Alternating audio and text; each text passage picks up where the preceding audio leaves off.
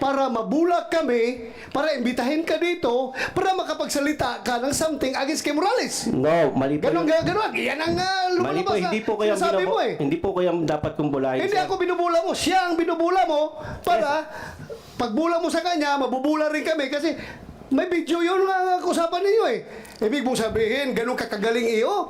Kahit na ilang bisis ka, kaso mo, yung kaso mo, huwag mong,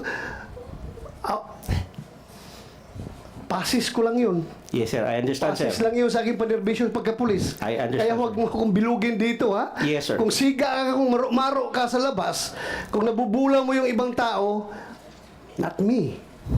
Pinatawag kita dito para magsabi ng totoo. Yes, sir. Ha? I understand. Hindi ka pinatawag dito para bulahin kami dito. Yes, sir. Ha? This is a serious matter.